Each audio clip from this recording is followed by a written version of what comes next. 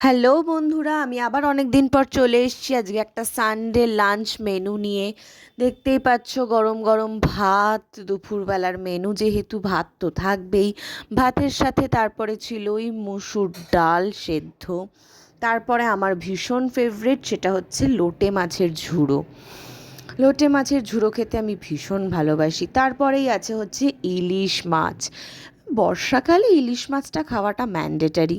ইলিশ মাছের পাতলা করে ঝোল, সাথে পেঁয়াজ, আর তার প্রথম ভাতেই ছিল ইলিশ মাছের ভাজা। ইলিশ মাছের ভাজা, তার তেল দিয়ে ভাত খাওয়া, জাস্ট ফ্যাবিউলাস। তারপরে দেখতে পাবে তোমরা মাছের মাথা, ভেটকি মাছের মাথা দিয়ে কাঁটা একটা চচ্চড়ি। উফ, এটাও জাস্ট সেরা হয়েছিল।